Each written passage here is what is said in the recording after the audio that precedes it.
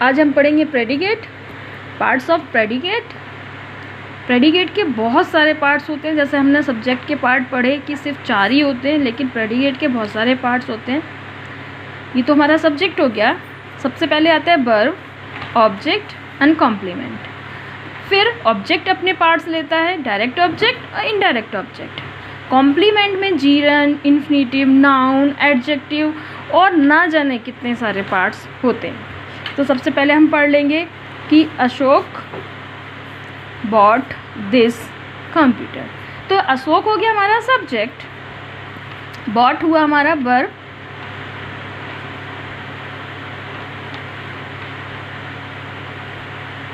This computer हो गया हमारा डायरेक्ट ऑब्जेक्ट। डायरेक्ट ऑब्जेक्ट का मतलब है निर्जीव चीज। अब यहाँ पर देखेंगे हम Ashok bot me this computer. This computer एक ही वर्ड है, 2 वर्डों में नहीं है। तो अशोक सब्जेक्ट, बॉट वर्ब। अब हम यहाँ पे देखेंगे कि मी भी है और दिस कंप्यूटर। तो मी है हमारा इनडायरेक्ट ऑब्जेक्ट। इनडायरेक्ट ऑब्जेक्ट क्योंकि जीवित है, जिसमें लाइफ है वो इनडायरेक्ट होता है, जिसमें लाइफ नहीं होती है वो हमारा डायरेक्ट ऑब्जेक्ट होता है।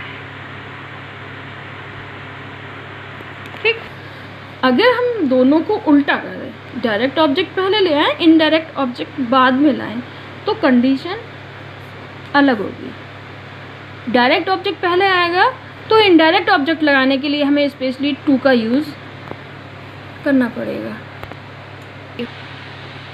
तो ये हो जाएगा हमारा सब्जेक्ट एंड वर्ब, और ये होगा हमारा डायरेक्ट ऑब्जेक्ट, और ये हो जाएगा हमारा इनडायरेक्ट ऑब्जेक्ट।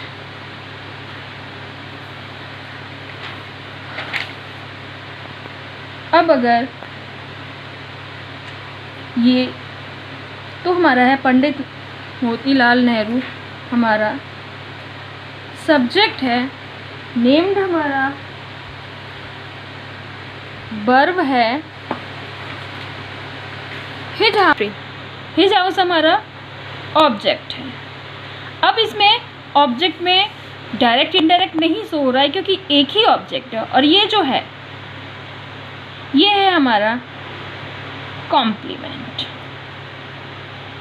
नेक्स्ट, अगर छोटे छोटे इस तरह के क्वेश्चंस आते हैं तो उसमें क्या होता है, दिस हमारा सब्जेक्ट है, ये इज हमारी वर्ब है, और ए बुक हमारा कॉम्प्लीमेंट है। कॉम्प्लीमेंट का मतलब है किसी सेंटेंस को पूरा करने वाला कोई वर्ड। जैसे सरला इज क्लेवर, सरला चालाक है, तो सरला है सब्जेक्ट, इज है वर्ब एंड क्लेवर है कॉम्प्लीमेंट। अब कॉम्प्लीमेंट में बहुत तरह के हो जाते हैं, ये एडजेक्टिव कॉम्प्लीमेंट है, ये नाउन कॉम्प्लीमेंट है, ये फिर से एडजेक्टिव कॉम्प्लीमेंट है। तो कॉम्प्लीमेंट हमारे बहुत तरह के होते हैं। तो अब आप इसका स्क्रीनशॉट ले लें, और आपके पास 99% एनसीईआरटी की बुक होंगी, चाहे 10th की हो, चाहे वो 9th की हो या किसी और पब्लिकेशन की हो, उसमें आप रीऑर्डरिंग पर जाएं और उसमें यहाँ आपको सब्जेक्ट और प्रेडिकेट दोनों मिल जाएंगे, यानी 10th के पार्ट्स मिल जाएंगे।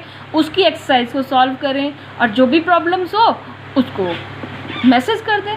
That's all.